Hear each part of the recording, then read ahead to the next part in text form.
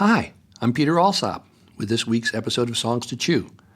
And there's so much cultural and social change in the air with regard to race and poverty, climate change, our democracy, our gender, sexual orientation and identification.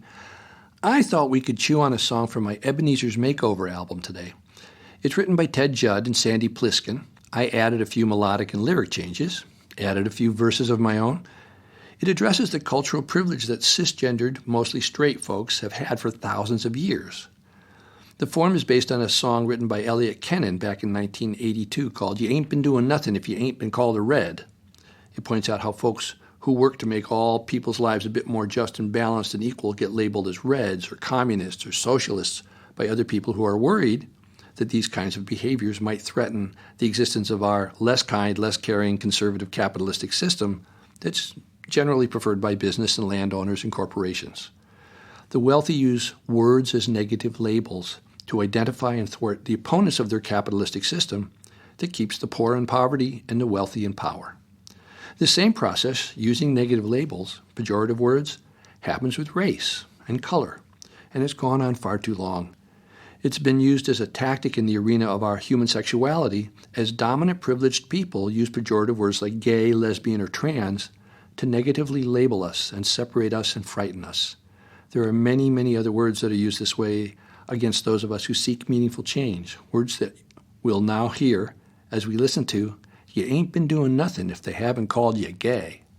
One day in school, a friend of mine sat all alone and cried. When I asked him what was wrong, he said his grandmother had died. He apologized for crying, and I said that it's okay, but when I put my arm around him, all the fellas called me gay. Well, you ain't been doing nothing if they haven't called you gay. If you show a sign of caring, then you know it's what they'll say, so you might as well ignore it or decide that it's okay, 'cause you ain't been doing nothing if they haven't called you gay. One day I saw my uncles looking at a magazine. There were naked women, whips and chains and things I'd never seen. They said, "What you think of this one, boy?" I said, "I think it's sick." They said, "Boy, you must be gay if you don't want to poke a chick." Well, you ain't been doing nothing if they haven't called you gay. If you show a sign of decency, you know it's what they'll say, so you might as well ignore it or decide that it's okay, 'cause you ain't been doing nothing if they haven't called you gay. And then I went to college and I studied modern dance. I went down to the gym with my tights beneath my pants. As I was working out, some jock would whisper loud and clear, "Bet the dancer loves this locker room for men because he's queer." Well, you ain't been doing nothing if you ain't been called a queer. If you try out something new, well, you know it's what you'll hear, so you might as well ignore it or answer with a cheer, 'cause you ain't been doing nothing if you ain't been called a queer. I like to work with kids and help them grow up strong and free. But when I became a daycare teacher, people said to me, "Can't you make the boys be tough and make the girls be cute? Can't you get a real man's job? What's the matter, you a fruit?" Well, you ain't been doing nothing if you ain't been called a fruit. If you work for sex role freedom, then you know they'll start to hoot. Just remember there's a hurting kid inside each jeering brute, and you ain't been doing nothing if you ain't been called a fruit. Well, singing isn't macho, as everybody knows, unless it's country western or you're wearing chain-link clothes. But if it's folk or opera or style they don't know, you can bet your yodeling you'll be called a homo. Well, you ain't been doing nothing if you ain't been called a homo. It's been said about a lot of folks from Brahms to Perry Como, so you might as well ignore it or use it for your promo, 'cause you ain't been doing nothing if you ain't been called a homo. Now I wonder why the things I do bring ridicule to me from rigid, frightened people in a land that's brave and free. As for me, to be a real man means give up fear and hate, to sing along with arms around our brothers gay and straight.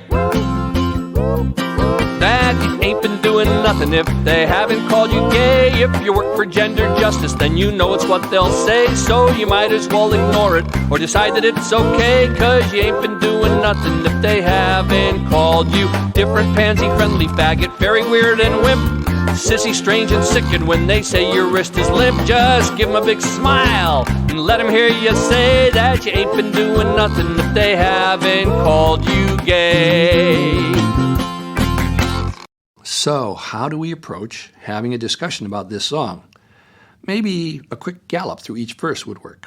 In verse 1, our singer wants to console a friend whose grandmother has recently died, but when he gives his friend a hug, some of the other fellows call him gay. It's actually sad that when a man shows some physically caring behavior toward another man, that someone else feels threatened by that behavior, enough that they feel they have to tease him or say something to him about it. And they use words with a negative implication, like, there's something wrong with someone who does that.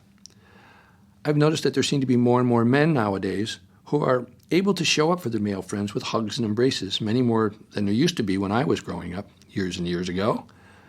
So that's why I think the chorus of this song is right on. It points out that when you express some emotionally caring behaviors for someone else, you actually are doing something important. Certainly more important than doing nothing, because you're afraid of disapproval from other more conservative people around you. In verse 2, we run through the idea that, quote, to be a real man, you've got to always want to get laid whenever possible by any woman who seems to you that they are signaling that they're ready for some male attention, whatever that means.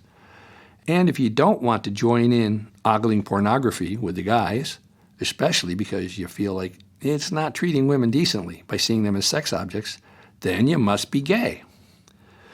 Verses 3, 4, and 5 deal with the social norms that if men love to dance or do ballet, we must be queer. And if we work with kids as a daycare teacher, it's not a real man's job and we must be a fruit. Or if we help out at a shelter for battered wives, then of course we're a fag. I actually first heard the word fag in a World War I marching song. Pack up your troubles in your old kit bag and smile, smile, smile. The line went something like, while you've a Lucifer, light your fag, smile, boys, that's the stabba-doo-doo-doo-doo. I asked my mom what that meant. She said that a Lucifer was a match and that a fag was a cigarette. Upon further inspection, I found that the usage of the word fag comes from the word faggot, which originally was a bundle of sticks. And we put that information in the storyline of our Ebenezer Makeover CD as part of the dialogue. Here it is. What is this place? Europe. The Inquisition. Did you know the word faggot means a bundle of sticks? Makes sense, Spirit. There's a fire up ahead. Do you know how the church fathers started a fire when they burned a witch at the stake? Oh my God, no! They tied gay men together and lit them on fire, Scrooge, alive. Take me away, Spirit! My God, take me away! How horrible! How could the church allow such a thing? Fear of men who don't act like men. Fear of old women who care for the poor people and see the oppression of the church. Community organizers labeled witches, and they were eliminated. Pretty horrible, eh? In verse 6, our manliness is questioned because we like to sing music like opera or folk music, which are not considered very macho in any circles. So we're labeled as homos. But as we can see by this time, we're no longer worried about being called names because we know that at least we're doing things of importance. Probably very important for modeling the changes that we need to bring about more sexual freedom. And by the time we get to verse 7, we can see that name-calling is a way to attack people who disagree with you. When people do that, it's called using ad hominem arguments, which in Latin means to the man or to the person, referring to the practice of avoiding talking about the issues by simply attacking the person who brings them up and who doesn't agree with your point of view. It's used in politics all the time to squash down those of us who would get rid of racism, nationalism, sexism, sexual orientationism, ageism, and many of the other isms. I used to have a great button that listed all the isms and then said in big letters, let's make these isms wasms. And by the last verse, the song has moved us to the conclusion that we can't listen to other people's fearful versions of how a man is supposed to behave in order to be considered a real man by others. We've learned to define for ourselves what kinds of things a man does that makes him a man, his behavior. And it's clear from the historical evidence that the models that have been held up for us to emulate for centuries never really worked very well and are definitely not working now. So we're shedding our fear of being called names that are meant to put us down and minimize our humanness. As for me, to be a real man means give up fear and hate and to sing along with arms around our brothers gay and straight.